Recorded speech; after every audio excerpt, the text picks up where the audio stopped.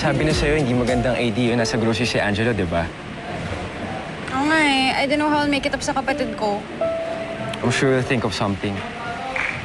Hindi pa ba tayo? Malapit Tagal-tagal naman. Kailangan ko, may swimming pa ako bukas. Aga pa nun. Ben, hindi pa ako tapos magkwento. Sandali na lang. Tinan mo nagre-rehearse na sila. Lakad-lakad lang naman yan eh. You have to go, okay? You have to go.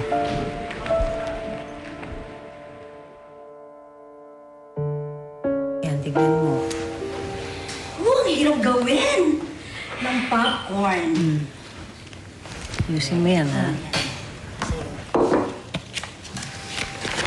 Good morning. Good morning po, tita. Good morning. Morning. Buti naman at nandyan ka na. Pagsabihan mo yun si Angelo, ha? Kasi kabago-bago ba lang nahuli kong natutulog dun sa opisina. At ang sama pa nito, ginagawa niyang tambakan ng gamit ng opisina. Ano ba yan? Doon na ba titira yan? Imposible po, tita, kasi may apartment naman po siyang tinutuloyan. Imposible. Sabi nung guard, 2 araw na daw siya nandun. Sinasabi na nga ba eh. Tingnan mo na yung ginagawa niyo, ate. Nagtitake advantage, no? Siguro simula pa lang yun na yung plano niyan. Ellie, naaawa lang ako. Di ba yun naman yung turo sa atin ni na mama, na tumulong hanggat makakaya? Ate, please lang, huwag may sasali yung pangalan ni mama dito. Wala siyang kinalaman sa anak ni Papa sa ibang babae. Siguro nga kung buhay siya, hindi rin siya papayag sa mga pinagagawa mo eh. Sorry, nagkamali na. I'll just talk to Angelo, okay?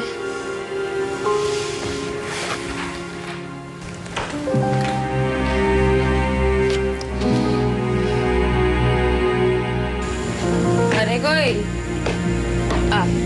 Favorite mo? Butong pakwan. Diba, sabi ng mami mo dati, pag nalulungkot tayo, kumain lang daw tayo nito. Para maalala natin na bago natin makuha yung happiness, kailangan mo natin dumaan sa hirap. Sa hard shell. Hard shell to. Parang ganito. Sorry, pare ko eh. Pero sa sobrang daming mali na nangyari, makakapagpasaya na lang sa akin eh. Kahit isa man lang mangyaring tama sa buhay ko. Gaya ng? Mahirap na kasing mawala sa buhay namin si Angelo. So siguro, kung magkaayos kami ni Shirley, yun lang ang makakapagpasaya sa akin. Siya? Sigurado ka? Wala na bang ibang taong magpapasaya sa'yo? Siya lang. Sige na nga. Dahil gusto kong maging masaya ka, tutulungan kita. Tignan ko kung anong magagawa ko. Anong gagawin mo? Basta, ako na bahala dun. Jazz! Jasmine! Hi. Oh, are you okay? Bakit parang maputla ka? Kinakabahan ka ba? Hindi, inaantay ko si Ben. I've been calling him kanina pa. He's not picking up his phone eh. Ganun. Oh, wait. Di ba si Ben yun? Ben! Saan pupunta yun? Parang di ka man lang narinig.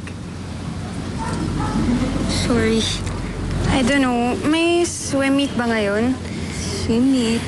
I guess hindi ko siya maaasahan na samahan ako dito.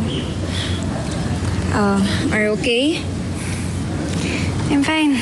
Ako pa. Good. Oh, sige, ingat ka. Sige, mauna na ako. Jazz! Jasmine! Tulungan niyo kami si Jasmine!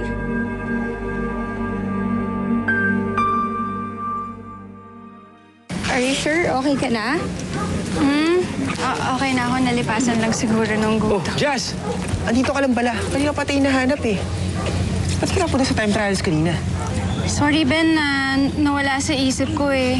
Nawala na naman sa isip mo. Ang dami ko kasing inaasikaso eh. Hindi mo na naaalala. Excuse me, Ben. Can you hear yourself? Isang beses lang ako hindi nakasipot. Eh ikaw, ilang beses mo na ba akong iniwan? Parati mo pupunta sa mga pageant mo, di ba? I'm not talking about the pageant, Ben. Tignan mo nga tong relationship natin. Puro swim meet. Puro school event. Lagi na lang akong nag-aalaga sa'yo. Hindi mo ba naisip kahit minsan na kailangan ko din ng mag-aalaga sa akin?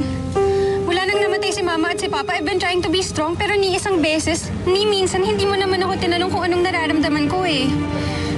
Every time kailangan ko ng kausap, umaalis ka. Hindi mo naman ako inaalagaan eh. Ano mo gusto mo sabihin? Diretsuhin mo na ako. What I'm saying is, ayoko na. Mag-break na tayo. Ano, Jazz? Jazz!